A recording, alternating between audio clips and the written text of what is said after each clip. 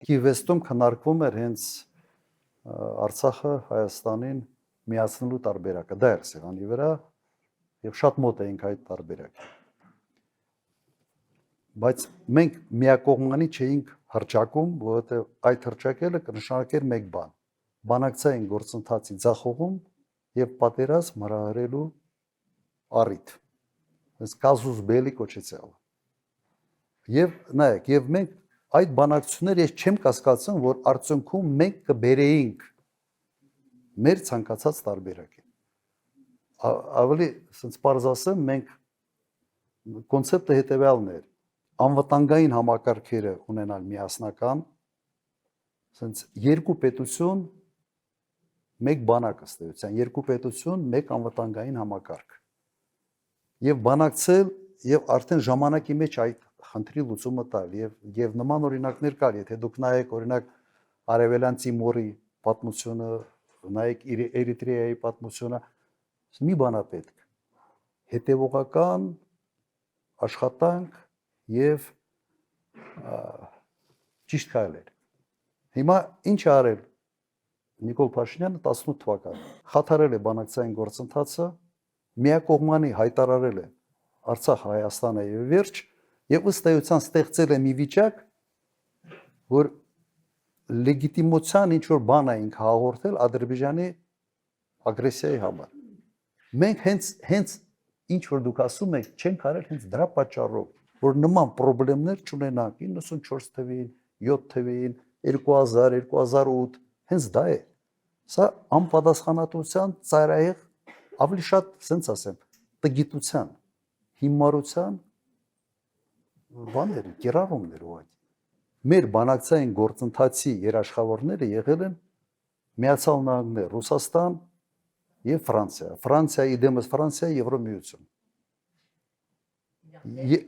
Եվ խնդիրները Հայաստանը ունեցավ այն ժամանակ, երբ այս երեակին մերժեց։ Փաստորեն Նիկոլ Փաշինյանը ասեց ինձանից ինչ եք ուզում, գնացեք Ղարաբաղի հետ քննարկեք։ Սենց էր ասում, չէ՞։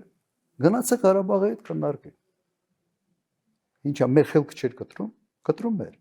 Բայց դու չպետք է հատկապես երբ արդեն ռազմական բալանսը ինչ որտեղ խախտվել էր, դու չպետք է այդպիսի քայլ անես։ Դա պրովոկացիա էր, որը բերեց չափազանց ծանր հետևանքների։ Հենց որ մենք հայտարարեինք Ղարաբաղը որպես Հայաստանի կազմ, մենք կշեղվեինք, մենք այս խնդրի լուծումը կբերեինք երկրների տարածքային ամբողջականության սկզբունքի դաշտ։ Բայց մենք ամբողջ բանակցային գործընթացը տանում էինք ժողովուրդների ինքնորոշման սկզբունքի վրա հենվելով։ Եվ սա մեր ուժն էր։ Դրա համար հնարավորություն եղավ երկար տարիներ ունենալ փաստացի անկախ Ղարաբաղ, որը ենթադրվում է, որ դեռ չի ճանաչվել միջազգային հանրության կողմից, բայց փաստացի ճանաչվել է որպես ինքնորոշված ժողովուրդ, ինքնորոշված պետություն, որը ճանաչման փուլում է գտնվում։ Եվ մադրիդյան սկզբունքները դրա մասին է։ Միջազգային հանրությունը ասում է, ուղղակի այդ սկզբունքներով ասում է հետևյալը. դուք ինքնորոշվել եք, դուք process-ի մեջ եք, մենք հետևում ենք, մենք մասնակցում ենք այդ process-ին եւ որոշակի խնդիրների լուծելու պարագայում հանրաքվեով դուք կվերահաստատեք ձեր ընտրությունը։ Չէ, սա է մադրիդյան սկզբունքները, որ կարդում ես, հենց սրա մասին է։ Ինչ հարցեր կային, պրոբլեմային, որ մենք ունեինք անվտանգության գոտի Ղարաբաղի շուրջ։ Եվ ստե հարցը հետևյալն է, դու այդ անվտանգության գոտից հրաժարվում ես, հետո ես հարցը կարգավորում, բայց հենց հրաժարվում ես, դու խնդրեմ ես ունենում անվտանգային։ Դրա համար այդ հարցերը իրար հետ կապվում էին։ Եվ ես չեմ կասկածում, որ մենք հաջողության կհասնեինք, եթե չլիներ այն ավանտյուրիզմը ուղղակի, որը դրսևորվեց 18-19 թվականներին։ Հիշում եք, ես նույնիսկ կիրառեց տերմիններ, ինքը իրեն համարեց, որ սենց բանը, ինչ որ Ռեմբո է միջազգային, վերջը գլխին տվին գիքոր դառավ։ Չէ, սա է։ Բայց գլխին տվին, իրեն գլխին տվին, ինքը գիքոր դառավ, բայց ժողովուրդն էլ կաղնեց ծանրագույն վիճակում։ Եվ իր ավանտյուրիզմի պատճառով 5000 զոհ, 11000-ից ավել վիրավոր։ Հիմա ասում են 5000 չի քիչ է։